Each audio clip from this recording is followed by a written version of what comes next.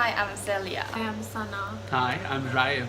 Today we welcome Sana and Rai to my channel to share about their life in Dubai and also their love story. Rai and I will both study in MSc Marketing in University of Manchester, and Sana is Rai's wife. I'm Sana and I've just been in Manchester since September, basically accompanying Rai on his one-year master's program here. I'm finding other things to do, part-time jobs and some volunteer programs. I'm Raiv. I'm here studying my MSc Marketing, like Celia mentioned. I'm a classmate of Celia's. We're both from Dubai. We've lived there for a large part of our lives. And we're enjoying our time here in Manchester. Looking forward to sharing more of it with you guys. The first question I would like to ask is, did you born and raised in Dubai? I was born in India, but we moved to Dubai when I was just about 2 years old, and that's why Dubai is home for me, especially for my family. I do have family in India still, some part of my dad's family, and my grandmom still lives there, so we often go and visit them, and we also go for weddings and other functions, but especially because India is so close to Dubai, you know, it's not a problem at all, and we don't have a visa problem. But Dubai is just home for us, and when we're done with Manchester, we're going to go back to Dubai because that's where we've been living for 25 plus years. And for me, it's actually quite similar to Sana. I think in the early 1990s, a lot of people were moving in from India to Dubai. So my father and family moved there as well when I was 1 year old. So I've lived in Dubai my entire life as well, and that's the same reason it's home for me. Just coincidence that both of us happen to have been there, living there for a very, very long time. Similarly, I also have a lot of family back in India, a lot of friends in India. You know, we end up doing there once a year, twice a year, sometimes even thrice a year, depending on weddings and you know, other things. Things keep us busy. So because India is so close by, we kind of tend to make regular trips. What is the reason you moved to Dubai? Is that because of work or because other reason? In the early 90s, Dubai was, you know, full of opportunities for young people, especially from India, to, you know, come in and establish themselves, and that's why, you know, both of our fathers respectively kind of saw that opportunity and moved there. So there was a huge amount of people. There are a lot of people who live in Dubai today, Indians and Pakistanis, who have been there for 20, 25, 30 years, laid down their roots there. They've, you know, had children over there, like us, or, you know, had young children when they moved over there. These people, basically, for us, we're like a second generation. People just move there for work, basically. That's the biggest reason that people move to Dubai. How was the population like in Dubai? Is most are Arabic, or I know in Dubai it's very international city, so we definitely got a lot of people from different country. Like in Manchester, we got a lot of people from different country.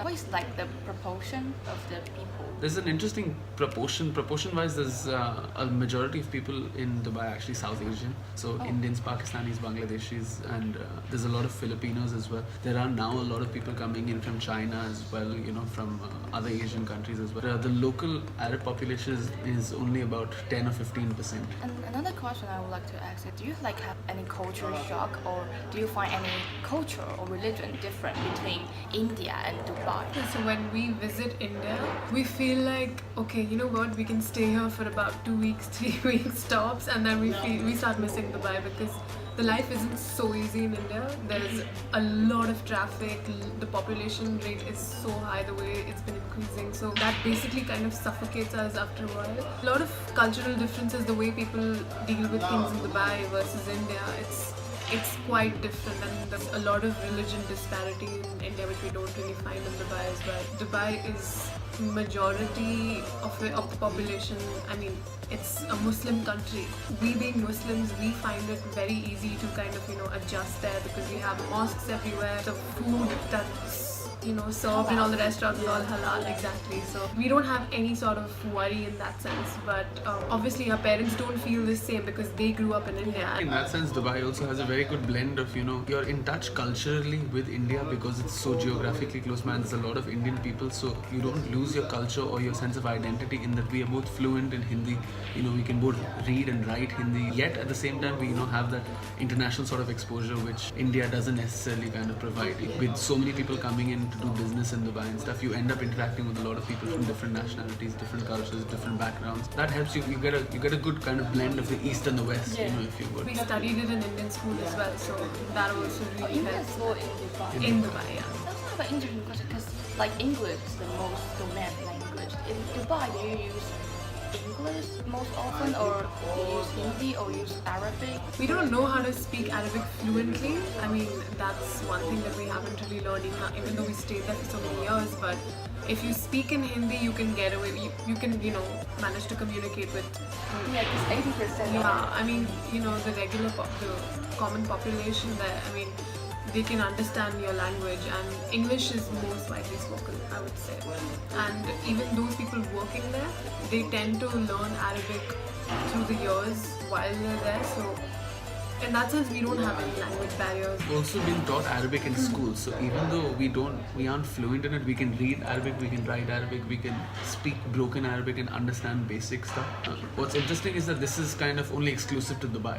If we lived outside of Dubai, but in the rest of the UAE, if we lived in Abu Dhabi, or if we lived in Sharjah or Al Ain or somewhere, It's a different situation. absolutely, we'd have to know Arabic in that situation. Arabic is kind of essential. So Dubai is a bit of an exception in that sense. It's kind of sad that we've lived there for so long and we don't know Arabic, but at the same time, it's a benefit because our English is has been our kind of first language the whole time. Okay, the next question I want to ask is about, because I guess you are the only one in our class who already married. I think So so. it's very interesting because none of my friends, they already got married. So I want to ask about your love story. How did you meet each other? Sure. So we actually went to the same high school, but we didn't know each other in school. Yeah. So we That's the tricky part. didn't know each other at all. I knew that she was there, that she Sana is a girl in my school, but I didn't know her. We weren't friends. We didn't have any common friends. Especially nothing. because girls and boys were separated in our schools. Oh yeah, because in Taiwan, some school the boy and girl Yeah, are so separated. that was the case for us. So we just didn't happen to kind of cross paths in school, and then we went to college. She went to college, and I went to the US. Still, we were connected on Facebook because when you're friends with everyone in your class and in your batch and all of that. But in like college, in undergrad time, you not that close. We to each didn't No, know we each didn't other. Oh, didn't know each other. we only started speaking to each other after we graduated college, which That is was a good thing. 2012. Yeah, she'll tell you what happens from there on. So my family and I used to live in the old part of Dubai, which is the north side, and we moved to the southern side of Dubai. It's a community, and we moved to a new house there in 2012, the end of the year in December.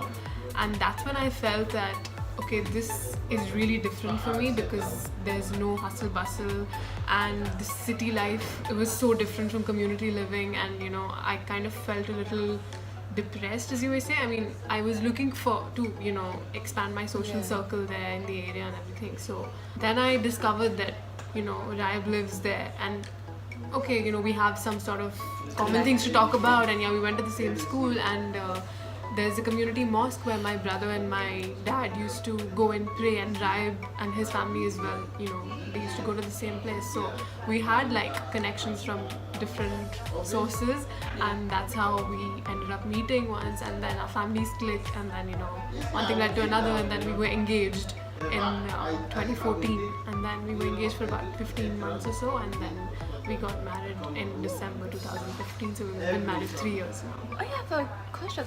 Engaged for 14 months. 15 months. 15 months. It In the was- engaged stage? It was an exceptional circumstance because her sister was scheduled to get married at the end of 2014. Yeah. So her sister was already getting married then, and we got engaged in September of 2014. So I didn't want to steal her limelight or the Yeah, thunder. yeah, yeah. So we decided to kind of. We thought we'd just wait it we out. were very young at that point anyway.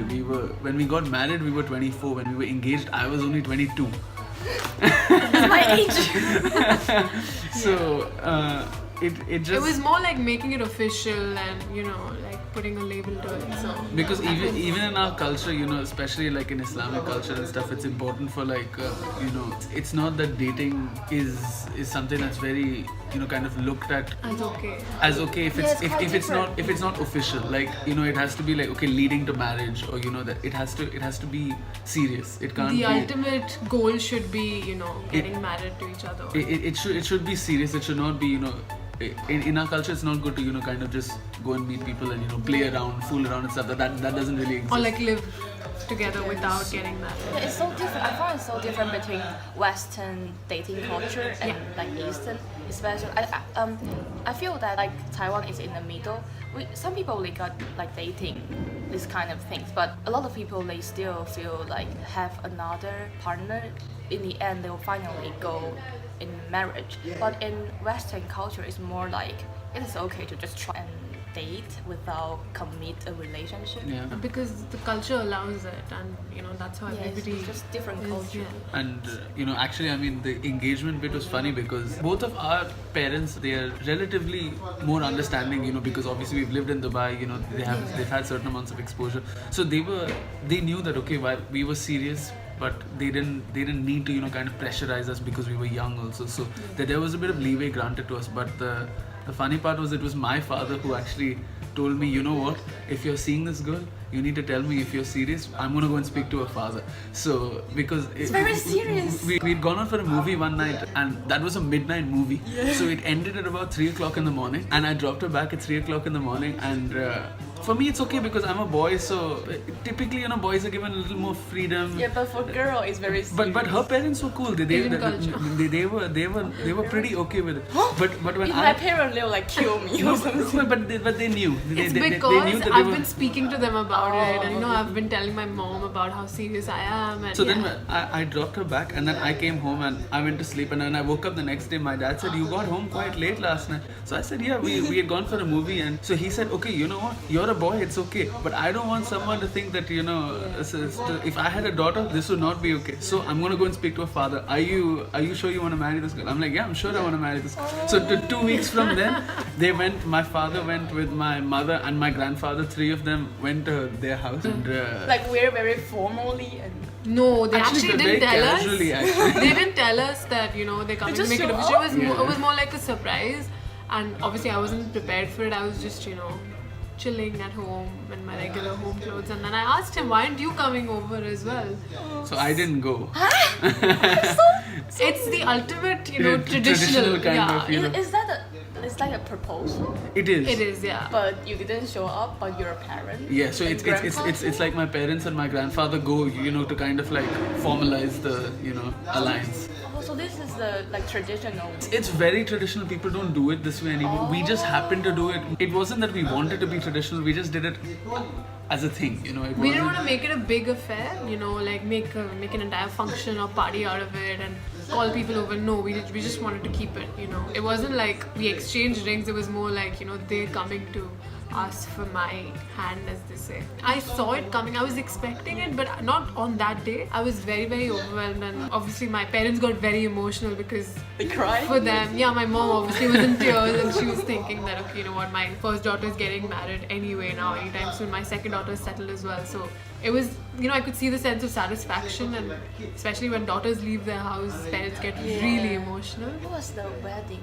Do you hold the wedding in India or in Dubai? And what is the format of the wedding? While we wanted to maintain our cultural aspect of India, we needed to integrate that with, kind of what we feel as residents of Dubai, as people who've been living in Dubai for very long. So we decided to have it in Dubai because both our families were based in Dubai, and a lot of family came in from India for the wedding. A lot of friends came in from different parts of the world, family from other parts of the world as well. So it was a one-day event, which by Indian standards is a very small event, because typically Indian weddings end up, 3, 4, 5 days, 6 days, 7 days also. You're having it's like a festival. Yeah, absolutely. Yeah. I think maybe by a lot of people's standards, our wedding was still pretty extravagant because we had about 400 people at our wedding.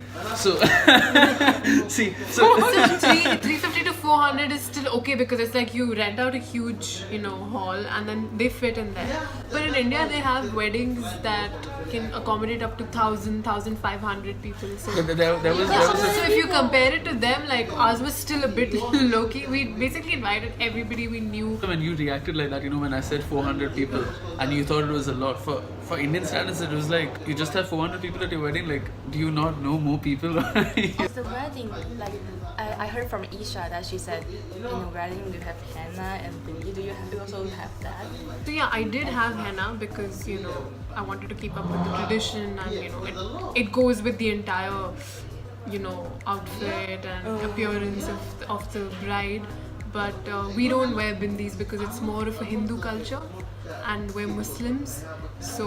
Yeah, I'm so confused with the Yeah, I mean, culture could be similar, but religions are different, so we have so different beliefs. henna is more like cultural part, not Yes. the religion. Yes. But bindi is more religion. Yes. India itself is very diverse as a country. I mean, you know, yeah, the I mean, language is like spoken in the 22 north, yeah, they're not spoken in the south, and you know, even if you travel within India, you could probably experience a minor culture shock, you know, from city to city or state to state. You could. So it depends from, you know, on where you come from, and for us, we're like non-resident Indians, we're NRIs, so our story is completely different, you know. Okay, that's it for today's video. If you like this video, please give this video a thumbs up and subscribe my channel.